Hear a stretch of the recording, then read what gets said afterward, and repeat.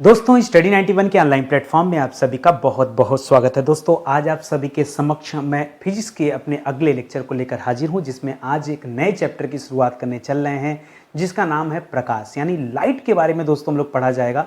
और आज हमारा 483 नंबर का लेक्चर। यदि फिजिक्स की बात की जाए तो आज हमारी 28वीं नंबर की क्लास है। आज की क्लास अगर आप देखते हैं तो पूरे 14,490 सवाल आपके तैयार होने वाले हैं। जी हाँ दोस्तों, कल की क्लास में 14,500 सवाल आपके तैयार हो जाएंगे। ठीक है, तो आइए हम लोग पढ़ते हैं। बहुत सारे सवाल आपके स्क्रीन पर दिख रहा होगा, इन्हीं सवालों का जवाब मैं आपको अपनी क्लास में देने वाला हूँ। ठीक है, बहुत आराम से पढ़ा जाएगा। एक चीज़ और मैं आपको बताना चाहूँगा, यदि आपको भरोसा है नितिन सर पर तो आप एक मौका दीजिए अपने नितिन सर को और हमारे पेड कोर्स को ज्वाइन करके देखिए। ज्वाइन भी क्या कीजिए दोस्तों, हमारा एक स्पेशल बैच चल रहा है जिसमें कंप्लीट मॉडर्न हिस्ट्री की बैच मैंने लॉन्च किया है। आप एक मौका दीजिए, उस हिस्ट्री की बैच को देखिए, अपने आप जान जाएंगे कि सच में पढ़ाई कैसी होनी चाहिए और कितना विधिवत दोस्तों तैयारी हो सकती है, ये आपको ज्ञात हो जाएगा। ठीक है, सीधे आते हैं सवालों पर। पहला सवाल दे रहा दोस्तों कि प्रकाश की प्रकृति। प्रकृति का तात्पर्य है दोस्तों गमन। ठीक है, ये कैसी प्रकृति होती है। ठीक है, गमन जब करता है प्रकाश, उसकी प्रकृति कैसी होती है, तो याद रखेगा प्रकाश की प्रकृति हमेशा दोहरी प्रकृति होती है। कैसी होती है? दोहरी प्रकृति। दोहरी प्रकृति मतलब ये दो तरीके से दोस्तों कार्य करता है, कभी तरंग के रूप में, कभी कण के रूप में। ये दोहरी प्रकृति दोस्तों कौन कौन सी होती है? अब मान लीजिए परीक्षा में आपसे पूछ ले तो क्या बताएंगे दोस्तों? तरंग के रूप में और कण के रूप में। ठीक है, तरंग के रूप में और कण के रूप में। ठीक है, इसीलिए दोस्तों ये दोहरी प्रकृति माना जाता है। अभी मैं एक एक का अलग अलग एग्जाम्पल दूंगा तो आपको समझ में आ जाएगा कि कैसे दोहरी प्रकृति है, कब प्रकाश जो है तरंग के रूप में जो है ज्ञात किया जाता है, या उसके संदर्भ में कौन कौन सी बातें महत्वपूर्ण और कौन कौन सी बातें कणों के रूप में महत्वपूर्ण है, वो आपको अभी आगे मिल जाएगा। ठीक है, आइए अगला सवाल देखिए। कह रहा है प्रकाश का परावर्तन हो गया। ठीक है, प्रकाश का परावर्तन हो गया, प्रकाश का अपवर्तन हो गया, या सीधी रेखा में प्रकाश का गमन हो गया, या प्रकाश का विवर्तन हो गया, या व्यतिकरण हो गया, या फिर ध्रुवण हो गया, पोलराइजेशन हो गया। ये सब कुछ जो दे रहा है यह प्रकाश की किस प्रकृति की व्याख्या करता है? तरंग प्रकृति की व्याख्या करता है या कण की व्याख्या करता है दोस्तों? तो याद रखेगा यह तरंग की व्याख्या करता है। और अगर प्रकृति की व्याख्या पर बातचीत करेंगे दोस्तों तो यह डिपेंड करता है किस पर? प्रकाश के विद्युत चुंबकीय तरंग की बात करता है। ठीक है, यह प्रकाश के विद्युत चुंबकीय तरंग सिद्धांत पर एक काम करता है। यह उसी के बारे में दोस्तों आपसे पूछ रहा है। तो क्या लिखेंगे? प्रकाश का विद्युत चुंबकीय तरंग सिद्धांत। ठीक है, विद्युत चुंबकीय तरंग सिद्धांत। ठीक है, यह उसी पर काम करता है। कुल मिला जुला कर दोस्तों अगर आप देखेंगे तो यह किस पर काम करता है दोस्तों? यह तरंग सिद्धांत पर काम करता है। ठीक है, तरंग सिद्धांत पर काम करता है, कण पर नहीं। कभी भी आपसे अलग अलग भी पूछ सकता है, मैंने तो सबको मिला के समराइज कर दिया, ऐसे अलग अलग पूछता है। बताइए व्यतिकरण में कौन से सिद्धांत पर काम करता है? ठीक है, व्यतिकरण जो है प्रकाश के किस सिद्धांत पर काम करता है, किस प्रकृति पर काम करता है? तो क्या बताएंगे? तरंग सिद्धांत है। और तरंग के अंतर्गत भी विद्युत चुंबकीय तरंग की बात हो रही है। ठीक है, चलिए और आगे बढ़ते हैं, अपने अगले सवाल पर आते हैं। अगला दे रहा है कि प्रकाश वैद्युत प्रभाव और क्वांटम प्रभाव यह प्रकाश की किस प्रकृति की दोस्तों व्याख्या करता है? अब आ गए हम अपने कण प्रकृति पे। ठीक है, ये जो प्रकाश वैद्युत प्रभाव है और ये जो क्वांटम प्रभाव है, ये दोनों दोस्तों प्रकाश के कण प्रभाव की बात करता है। ठीक है, प्रकाश के कण प्रभाव की बात करता है दोस्तों। यहां पे कण हो जाएगा, जैसे अभी हमने तरंग की बात किया था ना, उसी तरह से कण प्रभाव की बात करता है, कण प्रकृति की बात करता है। इसको हम प्रकाश का फोटान रूप भी बोलते हैं। प्रकाश के फोटान के रूप में भी जाना जाता है दोस्तों, फोटान सिद्धांत के रूप में भी जाना जाता है। यही फोटान सिद्धांत है। ठीक है, तो अभी आगे और भी इसको मैं जो है डिस्क्राइब करूंगा। ठीक है, इसी को फोटान सिद्धांत के रूप में भी दोस्तों जाना जाता है। ठीक है, ये आप याद रखेंगे। तो परीक्षा में या फोटान सिद्धांत लिखेगा या प्रकाश के कण की बात करेगा तो आप समझ जाएगा एक क्वांटम प्रभाव की बात करे या प्रकाश वैद्युत प्रभाव की बात करे, ये दोनों ही प्रकाश के कण सिद्धांत से संबंधित हैं। ये आप याद रखेंगे। बाकी परावर्तन, अपवर्तन, सीधी रेखा में गमन, व्यतिकरण, ये सब जो है दोस्तों, ध्रुवीकरण, ये सब जो है ये प्रकाश के तरंग सिद्धांत की व्याख्या करते हैं। ये आप याद रखेंगे। तो अभी तक मैंने कुछ कठिन नहीं बताया, हाँ नया जरूर बताया है। आप इतने दिन से प्रकाश चैप्टर पढ़ रहे हैं, लेकिन दोस्तों आज तक ऐसे सवाल आपको नहीं मिले जो अभी हम लोग जो है अपनी क्लास में डिस्कस कर रहे हैं। ठीक है, चलिए आगे बढ़ते हैं। करा प्रकाश का फोटान सिद्धांत जो था दोस्तों, ये किसने दिया था, किस वैज्ञानिक ने ये प्रकाश का फोटान सिद्धांत दिया है? एल्बर्ट आइंस्टीन ने। किसने दिया दोस्तों? प्रकाश का फोटान सिद्धांत किसने प्रतिपादित किया है? तो क्या बताएंगे? एल्बर्ट आइंस्टीन ने दोस्तों इसका प्रतिपादन किया है। ये दोस्तों आप सवाल याद रखेंगे, ठीक है, एल्बर्ट आइंस्टीन का ये है, ठीक है। और ये प्रकाश का फोटान सिद्धांत है क्या? तो आइंस्टीन ने बताया कि जो प्रकाश है ये असतत यानी ढेर सारे छोटे छोटे पैकेटों में दोस्तों बटा हुआ है, उसी को दोस्तों क्या कहा गया है? यहां पर जो है फोटान सिद्धांत कहा गया, ठीक है। तो क्या बताया गया? प्रकाश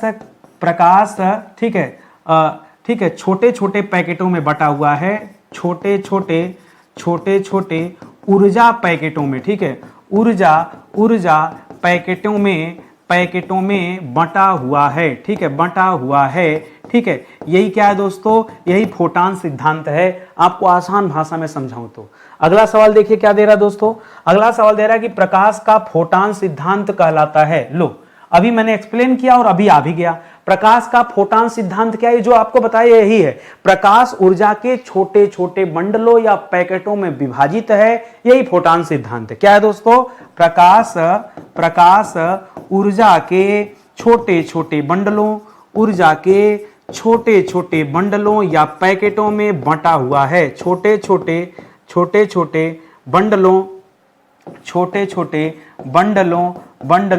या पैकेटों में बंटा हुआ है, पैकेटों में बंटा हुआ है, ठीक है, बंटा हुआ है। और यही क्या कहलाता दोस्तों? यही प्रकाश का फोटान सिद्धांत कहलाता है। और फोटान सिद्धांत किस पर आधारित है दोस्तों? तो याद रखेगा, यह कण पर आधारित है, ठीक है। यह किस पर आधारित? फोटान सिद्धांत किस पर आधारित है? यह प्रकाश के कण पर आधारित सिद्धांत है, तरंग पर आधारित नहीं है। इस बात को याद रखेंगे। पता चला नई चीजें पढ़ते गए, पुरानी चीजें दिमाग से निकलती चली गई, ऐसा नहीं करना है, आराम से पढ़िए, ठीक है। अगला सवाल देखिए क्या दे रहा दोस्तों। अगला सवाल दे रहा है कि प्रकाश ऊर्जा का संचरण निर्वात में दोस्तों कैसे होता है। देखिए, अगर मैं माध्यम की बात करूं तो सारा माध्यम इस धरती पे है, वायुमंडल है, लेकिन पृथ्वी के बाहर तो वायुमंडल है नहीं। फिर प्रकाश कैसे संचरण करता है? जैसे ध्वनि की बात करें तो ध्वनि नहीं संचरण कर पाती। भाई, चंद्रमा से कोई आवाज पृथ्वी तक क्यों नहीं पहुंच पाता? क्योंकि बीच में माध्यम नहीं है, ठीक है, तो संचरण नहीं कर पाती। लेकिन प्रकाश कैसे संचरण कर लेता है? क्योंकि बीच रास्ते में उसको मिलता विद्युत चुंबकीय तरंग, ठीक है। ये जो संचरण करता है किस रूप में करता है? प्रकाश निर्वात में विद्युत चुंबकीय तरंग के रूप में संचरण करता है, विद्युत चुंबकीय तरंग के रूप में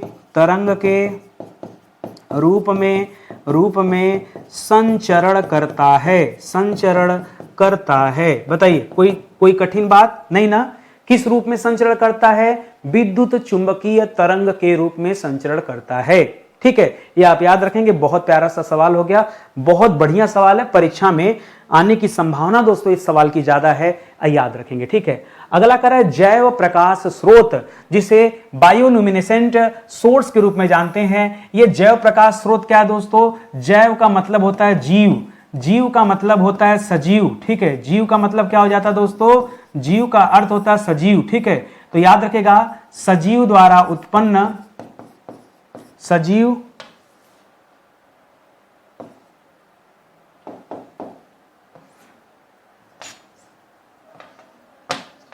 देखिए,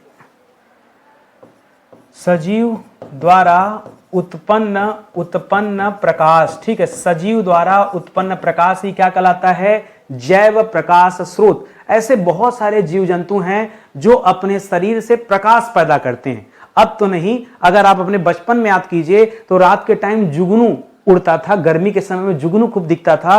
ये जुगनू जो दोस्तों खुद ही प्रकाश पैदा करता था, उसको किसी अन्य चीज की जरूरत नहीं थी, ठीक है। तो बचपन में दोस्तों हम लोग ये जुगनू देखते थे दोस्तों। ये जुगनू ये बायोल्यूमिनेसेंट का अच्छा एग्जाम्पल हो सकता है। ऐसी बहुत सारी बैक्टीरिया एवं शैवाल भी हैं जो प्रकाश पैदा करती हैं, ठीक है। ऐसी बहुत सारी बैक्टीरिया और शैवाल भी हैं जो क्या करते हैं? प्रकाश पैदा करते हैं। मछलियों की बात कर दें दोस्तों तो स्टार फिश वगैरह का नाम सुना होगा, जेली फिश का नाम सुना होगा, उनके अंदर से भी प्रकाश आता है, ठीक है, खास करके जेली फिश हो गया, ठीक है।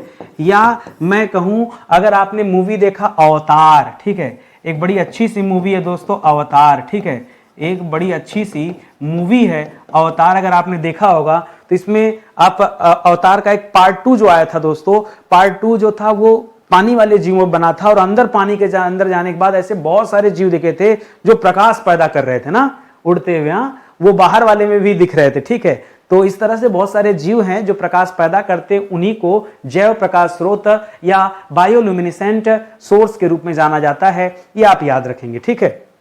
चलिए और आगे बढ़ते हैं। कह प्रकाश का सर्वाधिक वेग दोस्तों कहां होता है? प्रकाश का, जैसे आप जब ध्वनि पढ़ रहे थे दोस्तों, ठीक है, ध्वनि, ठीक है, ध्वनि का सर्वाधिक वेग दोस्तों कहां था? तो आपने पढ़ा था ठोस में भी दोस्तों इस्पात में इसका वेग सबसे ज्यादा माना जाता था, वो तो ध्वनि के बारे में था। उसी तरह से कह रहा है कि प्रकाश का सबसे ज्यादा वेग कहां होता है? तो प्रकाश सबसे तेज चलता है निर्वात में, ठीक है, प्रकाश सबसे तेज कहां चलता है? निर्वात में चलता है। कितनी स्पीड होती है? तो अपने भाषा में लिखेंगे तो लिखेगा 3 लाख किलोमीटर प्रति सेकंड, और अगर फिजिक्स की भाषा में लिखेंगे तो लिखिएगा 3 × 10⁸, ठीक है। और अब किलोमीटर नहीं, अब कर दीजिएगा मीटर, ठीक है, क्योंकि ये आंकड़ा मीटर में है, ठीक है। तो 10⁸ मीटर, 10⁸ मीटर प्रति सेकंड, ठीक है। ये दो आंकड़े हैं, आप दोनों को समझिएगा। परीक्षा में क्या दिया है? 3 लाख किलोमीटर प्रति सेकंड दिया, किलोमीटर है, प्रति सेकंड दिया है, या उसको कन्वर्ट करके 3 × 10⁸ मीटर प्रति सेकंड दिया। देखिए एक आंकड़ा किलोमीटर में है, एक आंकड़ा मीटर में है। इस बात को आप याद रखें। अगर आपको मीटर से किलोमीटर में जाना है तो दोस्तों 1000 मीटर बराबर 1 किलोमीटर होता है, ठीक है। तो अगर किलोमीटर में जाएंगे तो आंकड़े को बढ़ा दीजिएगा, मीटर में जाएंगे तो घटा देना पड़ेगा किलोमीटर से, ठीक है। तो आप ऐसे याद रखिए, ज्यादा सही है। कह रहा पानी में प्रकाश की चाल कितनी होती है ये बता दीजिए, ठीक है। किसमें? पानी में प्रकाश की चाल कितनी होती है दोस्तों? थोड़ी घट जाती है, 2.25 × 10⁸ मीटर प्रति सेकंड, ठीक है। कितना हो जाएगा? 2.25 लाख। जो 3 लाख था दोस्तों घट करके कितना हो जाएगा? 2.25 लाख हो जाएगा, 2,25,000 किलोमीटर प्रति सेकंड। चाहे ये लिखे और चाहे इसी को लिख दे, 2,25,000 किलोमीटर प्रति सेकंड, ठीक है। तो ये दोस्तों प्रकाश की चाल है पानी में, ठीक है, ये पानी में प्रकाश की चाल है, इसे भी आप याद रखेंगे। इसी तरह से एक आध सवाल और आपसे घुमा फिरा के दे सकता है, जैसे कांच में प्रकाश की चाल कितनी होती है? तो एक चीज और याद रखेगा, कांच में प्रकाश की चाल न्यूनतम होती है, ठीक है। कांच में प्रकाश की चाल क्या हो जाती है? न्यूनतम हो जाती है, ये आप याद रखेंगे। और एक जो अधिकतम आपने पीछे पढ़ा था कि अधिकतम कहां रहती है, तो आपने पढ़ा था निर्वात में, ठीक है। निर्वात में प्रकाश की चाल अधिकतम होती है, ठीक है। ये दोनों बातें दोस्तों आप याद रखेंगे। फिलहाल अभी पूछ ही दिया कि कांच में कितना रहता है, तो 2 लाख किलोमीटर प्रति सेकंड, ठीक है। तो 2 × 10⁸ मीटर प्रति सेकंड। अभी के लिए तो दोस्तों आप ये बताइएगा कांच में ये रहता आंकड़ा, इसको ध्यान देंगे, ठीक है। चलिए आगे बढ़ते हैं, अपने अगले सवाल पर आते हैं। कह सौर विकिरण का परास कितना होता है, ठीक है। सौर विकिरण यानी सौर से आने वाली जो उष्मा होती है, जो ऊर्जा उष्मा होती है, उसका परास रेंज को कहा जाता है। परास क्या दोस्तों? परास को इंग्लिश में रेंज बुलाया जाता है, रेंज, ठीक है। यानी इसका एक फिक्स स्लॉट नहीं होता, इसका एक रेंज होता है। और ये रेंज कितना है दोस्तों? तो ये रेंज माना गया है 300 से लेकर के 2600, और इसको लिखते हैं हमेशा नैनोमीटर में। किसमें लिखते हैं? नैनोमीटर में। नैनोमीटर किसे दिखाता है दोस्तों? 10⁹ पावर को दिखाता है नैनोमीटर, ठीक है। नैनोमीटर किसे दिखाता है? 10⁹ जब पावर होती तब वो नैनोमीटर को इंडिकेट करता है। और जो परास है सौर विकिरण का, वो 300 से लेकर के 9 × 27 मत कीजिएगा, थोड़ा करिएगा कम, 2600 नैनोमीटर होता है। और इसमें 3 चीजें होती, क्या क्या होती हैं? पहला होता है पराबैंगनी प्रकाश, ठीक है, इसको मैं एक्सप्लेन कर दे रहा हूं। पहला होता है पराबैंगनी प्रकाश, ठीक है। पराबैंगनी प्रकाश जिसको आप अल्ट्रावायलेट रेज कहते हैं। क्या कहते हैं? जिसको आप यूवी रेज के नाम से जानते हैं, अल्ट्रावायलेट रेज के नाम से जानते हैं, ठीक है। दूसरा होता है दृश्य प्रकाश, ठीक है। दृश्य प्रकाश वो होता है जो हम और आप अपनी नजर से देख पाते हैं। और तीसरा होता है अवरक्त, ठीक है, अवरक्त प्रकाश, ठीक है, ये इसका तीसरा होता है भेद। ये 3 भागों में दोस्तों बटे होते हैं, इनको आप याद रखेंगे। अब इसका जो परसेंटेज है वो भी दोस्तों अलग अलग होता है। अब सुनिएगा परसेंटेज कैसे निकालते हैं। अब जो आपने 300 पढ़ा था ना, वो यूवी के लिए ही होता है। 300 से लेकर के 300 नहीं, 300 के अंदर 100 से लेकर के 400 के बीच, ठीक है, 100 से लेकर के 400 नैनोमीटर के आसपास का जो रेंज होता है, ये यूवी के लिए होता है। किसके लिए होता है? ये यूवी के लिए होता है। इसी तरह 400 के आसपास से लेकर के 380, सही आंकड़ा, 380 से लेकर के 700 तक का, कहीं कहीं पे 700 दिया, कहीं पे 780 दिया, ठीक है, तो लिखिएगा 380 कई लोग मानते हैं, कई लोग 400 मानते हैं। यहां से लेके कई लोग 700 मानते हैं, कई लोग 780 मानते हैं। तो मैं काम करता हूं, मैंने दोनों लिख दिया, ठीक है। तो यहां तक का जो आंकड़ा दोस्तों, ये दृश्य प्रकाश वाले में आता है। दृश्य प्रकाश का नैनोमीटर रेंज आपसे जरूर पूछता है परीक्षा में। आंकड़ा मोटी मोटा 400 याद रखिए, 380 400 आसपास है ना, 700 780 दोनों याद रखेगा तो ये हो जाएगा। और अवरक्त प्रकाश जो होता है ये और ज्यादा होता है, ये 780 से लेके फिर सीधा चला जाएगा 2600 तक, ठीक है। ये कहां चला जाएगा? ये 780 से लेकर के 2600 नैनोमीटर तक दोस्तों ये चला जाता है, ठीक है। किसका वाला दोस्तों? ये अवरक्त वाला। खैर बहुत डिटेल में मैंने बता दिया, केवल सौर विकिरण का परास पूछा था। सीधे सीधे हमको 300 से लेकर के कहां चले जाना था? सीधे हमको 300 से लेकर के 2600 चले जाना था, लेकिन कुछ ज्यादा ही यहाँ पे डिस्क्राइब कर दिया गया। जरूरत के हिसाब से चीजें याद रखिएगा, ठीक है। कम से कम एक बार तो आप पढ़ ही लीजिए। अगला देखिए सवाल, करा दृश्य प्रकाश का तरंग दैर्ध्य प्रस्पार कितना होता है? वही सवाल पूछ रहा है जो अभी आपने सीखा पढ़ा है। पूछ दिया कि दृश्य प्रकाश का दैर्ध्यमान प्रकाश, दोस्तों तरंग दैर्ध्य नहीं, दैर्ध्यमान प्रकाश कितना होता है? तो आपने पीछे पढ़ा था ना, 380 या 400 से लेकर के 700 या फिर 780 नैनोमीटर तक होता है। बस यही जो रेंज है, यही जो परास है, यही तो पूछना चाह रहा हो, ठीक है। तो इस तरह से आज दृश्य प्रकाश का पूछा है, कल अवरक्त का भी पूछ सकता है या पराबैंगनी का भी पूछ सकता है, तो आप इनका भी याद रखिएगा, ये ध्यान में रहे। कर दृश्य स्पेक्ट्रम के तरंग दैर्ध्य की सीमा दोस्तों क्या होती है? ठीक है, क्या दिया दोस्तों? कर दृश्य स्पेक्ट्रम जो होता है उसके तरंग दैर्ध्य की सीमा, तरंग दैर्ध्य पूछा तो लैम्डा में दिखाना पड़ेगा, ठीक है। वो कितना होता है दोस्तों? तो ये आ जाता है आंकड़ा बढ़ के 3900 से लेकर के 7600 एंगस्ट्रॉम तक आता है। कहां तक? 3900 से लेकर के 7600 एंगस्ट्रॉम, ठीक है। ये जो मैंने सैंपल बनाया, ये मैंने क्या बना दिया? ये इसको बोलते हैं दोस्तों एंगस्ट्रॉम। क्या बोलते हैं? एंगस्ट्रॉम बोला जाता है, एंगस्ट्रॉम, ठीक है, एंगस्ट्रॉम। और ये दोस्तों किसको डिनोट करता है, किसको प्रदर्शित करता है? ये तरंग दैर्ध्य को ही प्रदर्शित करता है। ये आप याद रखेंगे, इस तरह से आप याद रखेंगे, ठीक है। और एक चीज और बता दूं, सवाल एक और पूछता है कि मिनिमम तरंग दैर्ध्य और मैक्सिमम तरंग दैर्ध्य, इसके बारे में पूछता है। तो याद रखेगा जो लाल रंग होता है, ये सबसे लंबी तरंग दैर्ध्य किसकी होती है दोस्तों? लाल रंग की, ठीक है। क्या लिखेंगे? सबसे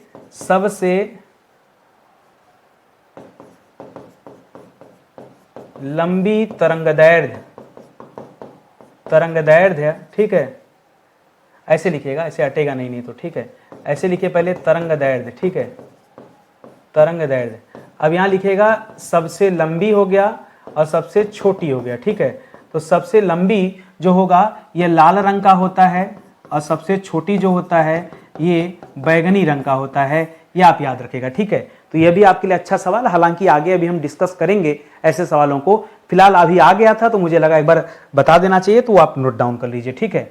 करा किस वैज्ञानिक ने सबसे पहले यह बताया कि श्वेत प्रकाश सभी रंगों के प्रकाश से मिलकर बना है? यह किसने कहा था? दोस्तों आप तो जानते हैं कि जो सूर्य है, सूर्य से दोस्तों जो प्रकाश मिलता है, आप कहते हैं इस प्रकाश में 7 रंग होते हैं। कौन कौन से 7 रंग हैं? इसे आप कहते हैं विबग्योर। क्या कहते हैं? विबग्योर। वी माने हो जाता है वायलेट रंग, आई मीन्स हो जाता है इंडिगो रंग, बी मतलब हो जाता है ब्लू रंग, जी मतलब हो जाता है ग्रीन रंग, वाई मतलब हो जाता है येलो, O का मतलब होता है ऑरेंज और R का मतलब होता है रेड यानी लाल, ठीक है। तो इसको आप याद रखिएगा, ये 7 रंग। लेकिन 7 रंग तो है, ठीक है, लेकिन जब सारे रंग मिल जाते हैं तो ये सफेद रंग बन जाता है, सफेद। इसलिए श्वेत प्रकाश हमें सफेद दिखता है। और ये सबसे पहले दोस्तों किसने बताया था? तो याद रखिएगा, सर आइजैक न्यूटन ने बताया था। किसने बताया था? सर आइजैक न्यूटन ने बताया था, ठीक है। ये आप याद रखेंगे। बहुत सारे बच्चे नहीं जानते कि न्यूटन ने ये सारी चीजें भी बताया है। लोग जानते हैं न्यूटन ने गुरुत्वाकर्षण का नियम दिया, वो तो ठीक है। न्यूटन को आप किस लिए याद रखते हैं? न्यूटन को आप गुरुत्वाकर्षण का नियम इन्होंने बताया था, ठीक है, गुरुत्वाकर्षण के बारे में जानकारी दिया था, इस वजह से हम उन्हें याद रखते हैं, ठीक है। लेकिन ये श्वेत प्रकाश के लिए भी आज से याद रखिएगा। आज तक नहीं पढ़ा होगा, परीक्षा में आएगा तो आपका दिमाग भी नहीं जाएगा कि आइजैक न्यूटन आपका जवाब हो सकता है, बट है जवाब तो है, ठीक है जवाब तो है। चलिए आगे बढ़ते हैं, अपने अगले सवाल पर आते हैं। कह रहा प्रकाश जो है ये सीधी रेखा में चलता हुआ प्रतीत होता है, ऐसा हमें क्यों लगता है? एक्चुअली अगर बहुत ध्यान से आप मतलब फैक्ट की बात करेंगे, सत्य की बात करेंगे, तो ऐसा नहीं कि प्रकाश में जो है चेंजेस नहीं होता है, वो हमेशा सीधी में चलता है, नहीं होता है, लेकिन वो इतना कम में होता है, नैनोमीटर में होता है। अब नैनोमीटर में कोई चेंजेस होगा तो आप समझ पाओगे उसको? आप भाप ही नहीं पाओगे। जैसे मैं कहूं एवरेस्ट की ऊंचाई बढ़ रही है, अब वो फीट में नहीं बढ़ रही कि आपको पता चलेगा, वो एकदम मतलब बहुत थोड़ी बढ़ रही है। अब उतना बड़ा पहाड़ कैसे इंच टिप से नापोगे बताओ? या मैं कहूं कि धीरे धीरे महाद्वीपीय विस्थापन जो हो रहा है, ये बड़े बड़े जो महाद्वीप हैं एक दूसरे से या तो दूर जा रहे हैं या नजदीक आ रहे हैं। कोई किसी से दूर जा रहा होगा तो किसी के पास भी जा रहा होगा, लेकिन वो इतना कम में है कि उसको मापने में बड़ी दिक्कत होगा। हजारों साल बाद जाके तब उसका थोड़ा सा मापन हो पाएगा। वही हाल यहां भी है कि प्रकाश सीधी रेखा में चलता है क्योंकि प्रकाश का तरंगदैर्ध्य बहुत छोटा होता है। क्योंकि प्रकाश का तरंगदैर्ध्य बहुत छोटा होता है, ठीक है, बहुत छोटा होता है। इसी वजह से दोस्तों इसके अंदर जो चेंजेस हैं वो हमें पता नहीं चल पाता, ये आप याद रखेंगे, ठीक है। कोई दिक्कत आपको, कोई समस्या यहां पे नहीं ना? चलिए आगे बढ़ते हैं, अपने अगले सवाल पर आते हैं। अगले सवाल से पहले मैं आपको बता दूं दोस्तों, आज हम ये 7वां विषय आपको पढ़ा रहे हैं। इसके पहले 6 विषय मैंने इसी स्पीड में पढ़ा के समाप्त कर दिया है, जिसमें एंशिएंट हिस्ट्री हो गया, मिडावल हिस्ट्री हो गया, मॉडर्न हिस्ट्री हो गया, इंडियन पॉलिटी यानी हमारा संविधान हो गया, विश्व का भूगोल हो गया, भारत का भूगोल। ये 6 विषय मैंने आपको अच्छे से पढ़ा दिया। 1 नंबर से लेकर के 455 लेक्चर लगा ये 6 विषय पढ़ाने में। कितना? 450 लेक्चर। और अब आकर के 7वें विषय में हम लोग जो है ये फिजिक्स विषय को दोस्तों पढ़ रहे हैं, ठीक है। फिजिक्स को पढ़ना शुरू किया था 456 नंबर से, और आज हम लोग पढ़ रहे हैं 483 नंबर। ले दे के देखा जाए तो आज हमारी 28वीं नंबर की क्लास है, ठीक है। आगे की क्लास आती रहेगी जब तक कि फिजिक्स समाप्त नहीं हो जाता। लेकिन आपसे मैं यही कहूंगा कि अच्छा लगे तो आप अलग अलग विषय की पूरी क्लास जाके देखिए। 450 क्लास आपके लिए ज्यादा जरूर है, लेकिन जिस दिन हमारी 1000 क्लास हो जाएगी ना, उस दिन आप क्या कहोगे? फिर कहोगे सर 1000 क्लास हम जाके कैसे पढ़ें? तो पढ़ो जाकर के, गिनो मत, पढ़ो। कई बार क्या होता है ना, बच्चा देख के 450 तो बहुत दिन लगेगा पढ़ने में, तो पढ़ो ना। आपका काम पढ़ना है तो पढ़ाई करो, क्या दिक्कत है? चाहे जितना भी दिन लगे, फायदा मिलेगा ना। ये ऐसे अगर मैं सवाल करा रहा हूं, क्या आपको नुकसान करेगा ये सवाल? अरे मेरी गलती क्या है? सिर्फ यही है ना कि मैं 4 ऑप्शन नहीं दिया हूं, लेकिन उत्तर तो आपको बता रहा हूं ना। तो एक बात बताओ, हर सवाल का एक ही उत्तर सही होगा कि 4 का 4 उत्तर सही होगा? एक ही सही होगा। तो 3 गलत ऑप्शन नहीं पढ़ा रहा हूं, उसीलिए आप हमको माफ नहीं कर रहे हैं। यही हमारी बहुत बड़ी गलती होगी ना कि मैं 3 गलत ऑप्शन क्यों नहीं बता रहा हूं। अरे गलत जान के क्या करोगे? हर सवाल का सही उत्तर जानो, ये आपके लिए जरूरी है। गलत जान के क्या करोगे? गलत जानने का कोई काम नहीं है, ठीक है। आगे बढ़िए। कह रहा है कॉस्मिक किरण हो गया, प्रकाश किरण हो गया, इलेक्ट्रॉन हो गया, पराध्वनिक तरंगों में से किसका वेग जो होता है दोस्तों सबसे ज्यादा होता है? अरे 3 लाख किलोमीटर प्रति सेकेंड। और किसी का हो भी सकता है? बताइए। तो याद रखेगा प्रकाश का वेग, ठीक है, प्रकाश का वेग सबसे ज्यादा होता है, ये जितना भी यहां पे दिया गया है, ठीक है। कितना दोस्तों? तो याद रखेगा 3 लाख किलोमीटर प्रति सेकेंड, ठीक है। 3 लाख किलोमीटर प्रति सेकेंड सबसे ज्यादा प्रकाश का ही वेग होता है। बाकी तरंग दोस्तों, दुनिया में जितनी भी तरंगे हैं वो सब इसके पीछे हैं। कह रहा प्रकाश की गति किस माध्यम से जाते हुए न्यूनतम होती है, ठीक है। देखिए अब यहां पे भी मैंने आपको पढ़ाया है, प्रकाश का वेग जो है दोस्तों अधिकतम कहां पे होता है, ठीक है।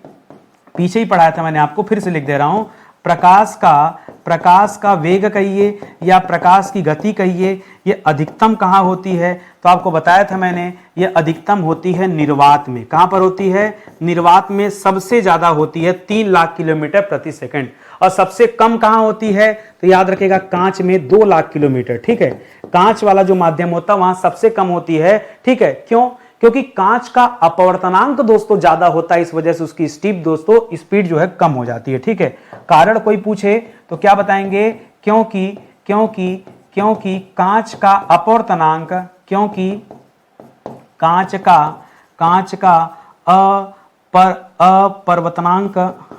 अपवर्तनांक अधिक होता है। ठीक है, अधिक होता है। इसी वजह से दोस्तों इसकी स्पीड, प्रकाश की जो गति होती है, ये कम हो जाती है। ये आप याद रखेंगे। ठीक है, और आगे की सवालों पे बात करो। अगला दे रहा दोस्तों कि सूर्य से पृथ्वी तक प्रकाश को पहुंचने में कितना समय लगता है? दोस्तों कई उत्तर है। अगर लगभग में देखोगे परीक्षा में तो लिखा रहता है लगभग 8 मिनट। कितना लिखा रहता है? लगभग 8 मिनट। ठीक है, सही देखोगे दोस्तों कितना लगता है? तो 8 मिनट की जगह लिखा रहता है 500 सेकेंड। कितना लिखा रहता है? 500 सेकेंड। ठीक है, 500 सेकेंड। 500 सेकेंड जो होता है दोस्तों 60 सेकेंड का 1 मिनट होता है, तो 8 छक 48। ठीक है, यानी 8 मिनट प्लस 20 सेकेंड। ठीक है, प्लस 20 सेकेंड। तो जो सही उत्तर है दोस्तों क्या है आपका? 8 मिनट 20 सेकेंड सही उत्तर है, या 500 सेकेंड सही उत्तर है। जो नहीं जानता बच्चा वो कहता है लगभग 8 मिनट, उसको इतना एग्जैक्ट नहीं जाना है, इस वजह से लगभग बोल देता है, लेकिन सत्य नहीं। 20 सेकेंड की कमी कर दिया। 20 सेकेंड में तो दोस्तों पता है 3 लाख किलोमीटर 1 सेकंड में जाता है। 20 सेकंड में कितना चला जाएगा? 20 सेकंड की बात किया ना, ये 1 सेकंड है, 3 से गुणा करो तो 20 3 60 लाख किलोमीटर चला जाएगा प्रकाश। हाँ, कितना?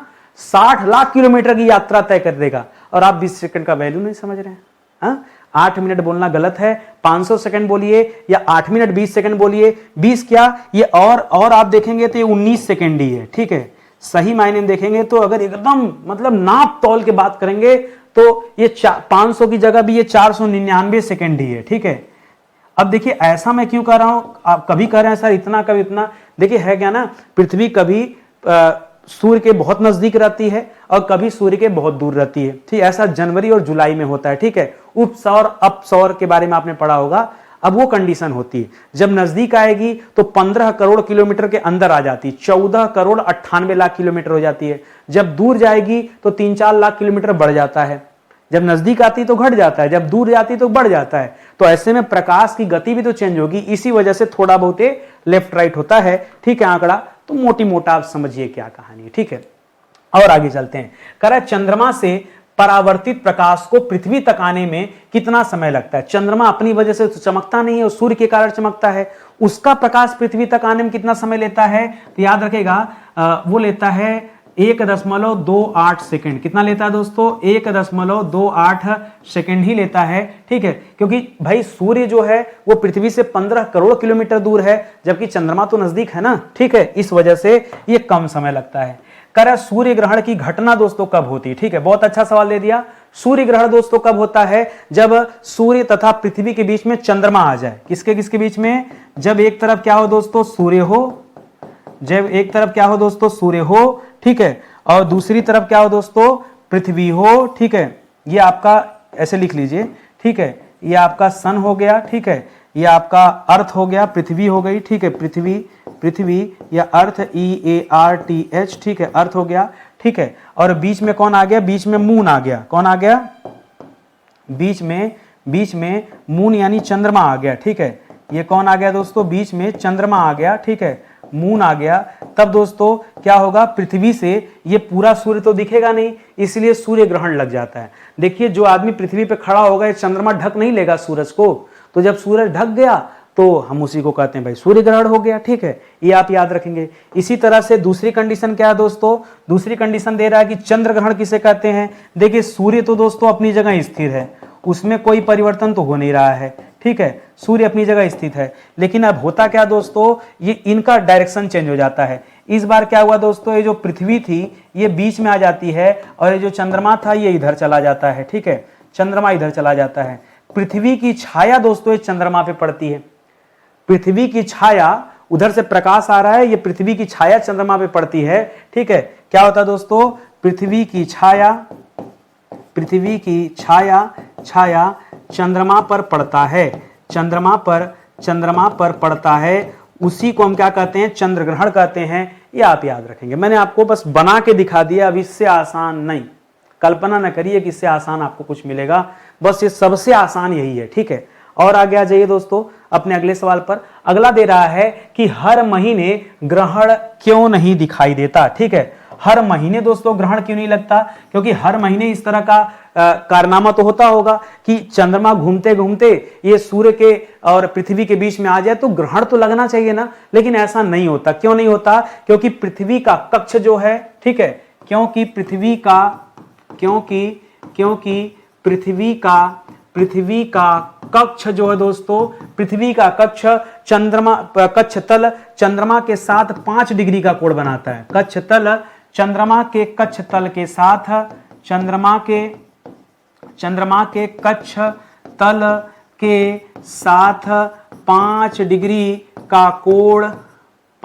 का कोण बनाता है। और ये यही कारण है दोस्तों कि हर बार ये ग्रहण नहीं लग पाता, ये थोड़ा सा झुका हुआ है। ठीक है, जिसकी वजह से पॉइंट मिस हो जाता है। ठीक है, ये मिस हो जाता है। मैं आपको बताऊं, ये पृथ्वी है ना, तो ये सूरज के चारों ओर ऐसे नहीं चक्कर लगाती है, ऐसे थोड़ा सा ऐसे एकदम सीधा सीधा नहीं लगाती है, थोड़ा सा तिरछा है तो ऐसे लगाती दोस्तों, ऊपर नीचे भी हो जाती। ठीक है, तो इस कारण दोस्तों कच्छी झुकाव के वजह से भी दोस्तों ये ग्रहण हर बार नहीं लगता है, 18 महीने का समय लगता है अगर पूर्ण ग्रहण की बात किया जाए तो। ठीक है, खैर अलग अलग समय है, बेला है। आगे देखिए, करा प्रकाश के परावर्तन का नियम क्या होता है। ठीक है, प्रकाश का परावर्तन क्या होता है, बहुत सिंपल सी चीज बता दूं, प्रकाश का परावर्तन क्या होता है। ये मान लीजिए कोई मिरर है, इस पर दोस्तों ये प्रकाश आके गिर रहा है और ये चला जा रहा है, फिर से गिर रहा है, फिर से चला जा रहा है। ठीक है, फिर से गिर रहा है, फिर से चला जा रहा है। ठीक है, अब देखिए एकदम सेम होता है, दोनों का जो कोण होता है एकदम बराबर होता है। इसी को कहा आपतन कोण, जब परावर्तन कोण के बराबर हो जाए इसी को हम क्या कहते हैं, आपतन कोण। ठीक है, आपतन कोण परावर्तन कोण के बराबर हो जाए, क्या होता है आपतन परावर्तन, समझा देता हूं। ठीक है, बराबर हो जाए तो यही परावर्तन का नियम है। आपतन मतलब आने वाली किरण। ठीक है, यही क्या है दोस्तों, ये आपतन है। ठीक है, आपतित किरण। ठीक है, आपतित किरण। ठीक है, ये आपतित किरण जो आ रही है और ये परावर्तित किरण है जो जा रही है। ठीक है, तो आपतन कोण जब परावर्तन कोण के बराबर हो जाए, ठीक है, तब दोस्तों उसी को क्या कहते हैं, दोनों का कोण जो है जब जितने डायरेक्शन में गिर रहा है उतने डायरेक्शन में वापस चला जाएगा, इसी को क्या कहते हैं दोस्तों, इसी को परावर्तन का नियम कहते हैं। आगे और ज्यादा विधिवत हम लोग पढ़ा जाएगा, अभी प्रकाश के बारे में मोटी मोटा समझने का हम प्रयास कर रहे हैं, कोई पहला लेक्चर नहीं है, अभी 4-5 लेक्चर चलेगा। तो प्रकाश चैप्टर आज शुरू हो रहा है। ठीक है, तो बहुत घबराना नहीं है आपको। आगे बढ़िए दोस्तों, अपने अगले सवाल पर आते हैं। अगला दे रहा है कि समतल दर्पण में प्रतिबिंब की कैसी स्थिति बनती है। अगर दर्पण समतल दर्पण है, उत्तल अवतल समतल 3 तरह का होता है ना, तो अगर समतल दर्पण है तो जो प्रतिबिंब यानी छाया बनती है वो कैसी बनती है दोस्तों, तो याद रखेगा प्रतिबिंब जो बनता है वो दर्पण के उतना ही पीछे बनता है जितना सामने, जैसे मान लीजिए आपके सामने एक दर्पण है, अब आप जितने दूरी पर दोस्तों दर्पण से खड़े हैं, दर्पण में उतनी ही दूरी पे दोस्तों आपका एक प्रतिबिंब बनता है, यानी दोनों की दूरी दोस्तों क्या होती है, वो बराबर होता है, उतनी दूरी होता है जितने पे दर्पण आगे रखा हुआ है। ठीक है, इसी को अपने भाषा में लिख लीजिए। ठीक है, व्यक्ति दर्पण से जितनी दूरी पर खड़ा है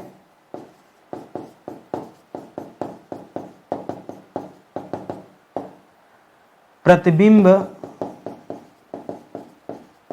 दर्पण में उतनी दूरी पर ही बनेगा, दर्पण में उतनी दूरी पर ही बनेगा, उतनी दूरी पर ही बनेगा। ठीक है, बस याद रखिएगा। लेकिन ये जो चित्र बनेगा ये पार्श्व उल्टा बनेगा। क्या बनेगा, पार्श्व उल्टा।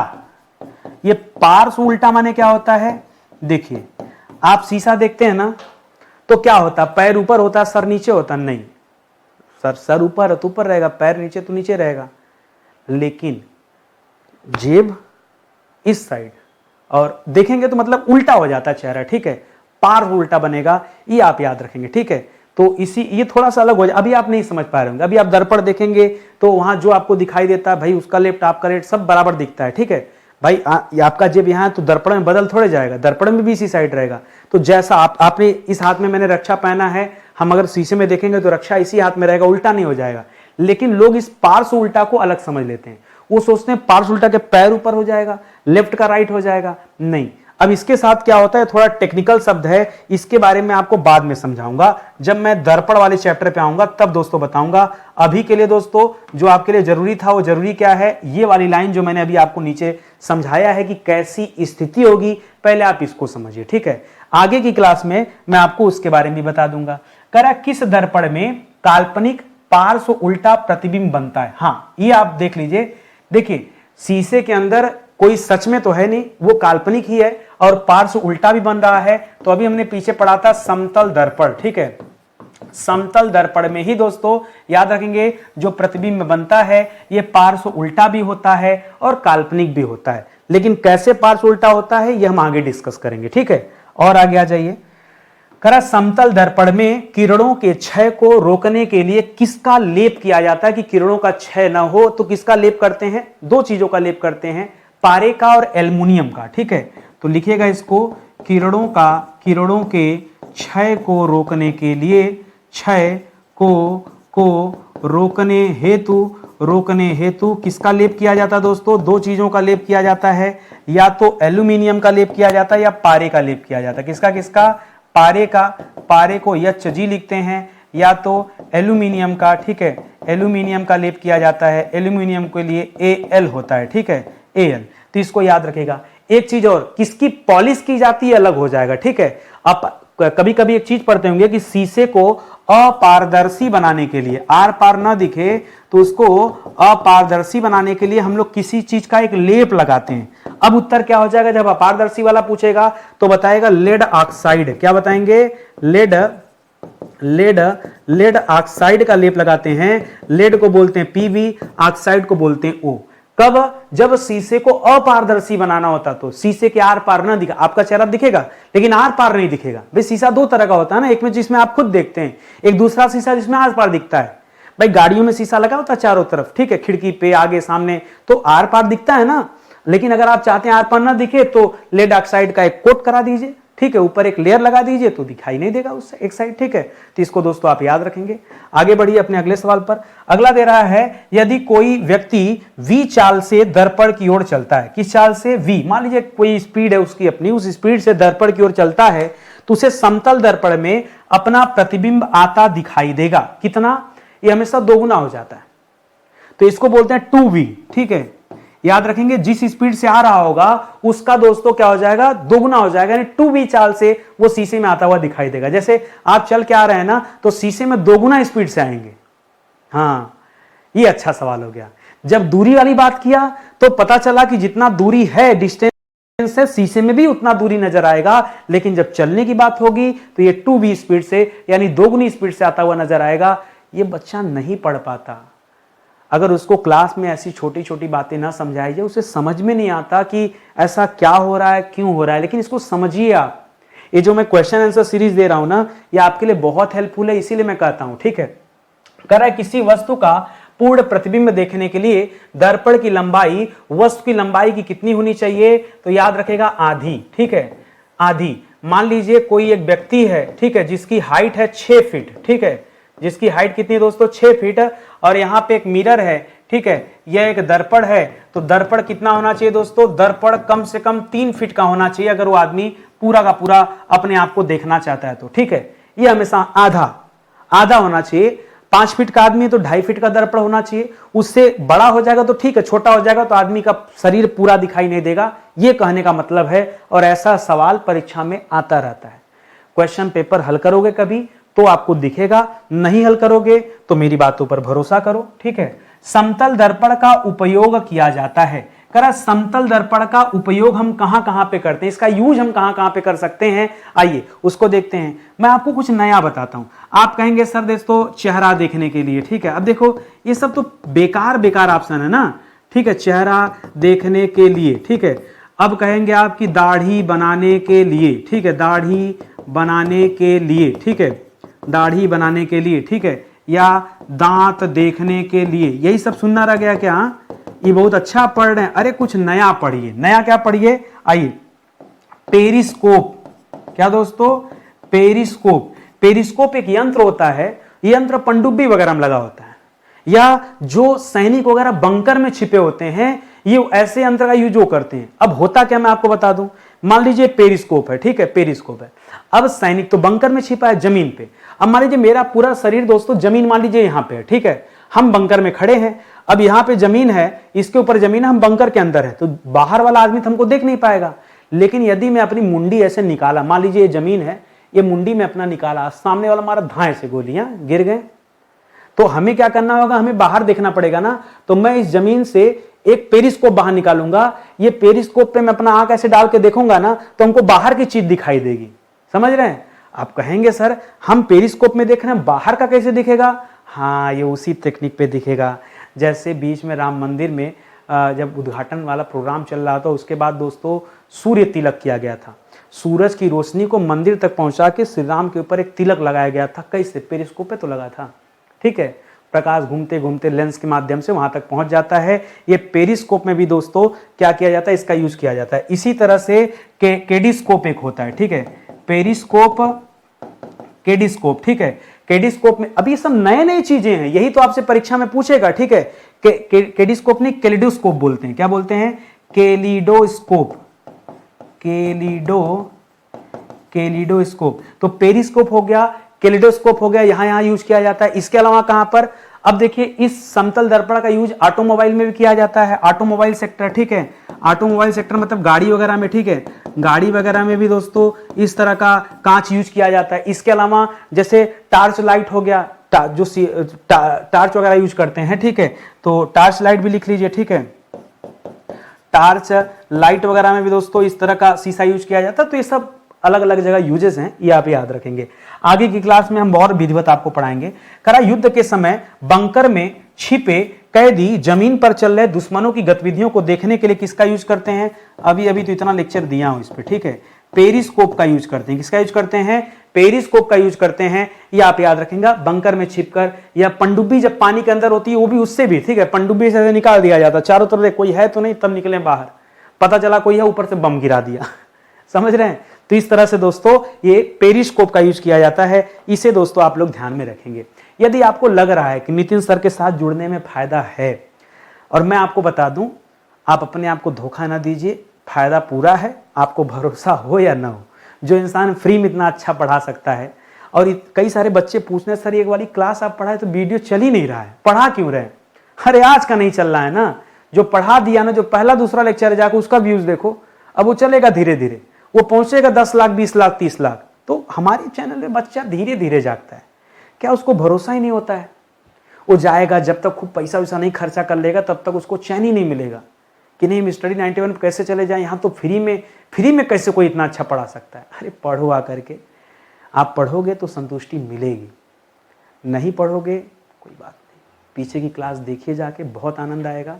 और मुझे अगर आजमाना चाहते हैं, नितिन सर की क्वालिटी और जो भी चीज़ें आप देखना चाह रहे हैं ना, पैसा देके नहीं देखना है, फ्री में देखने के लिए बता रहा हूँ।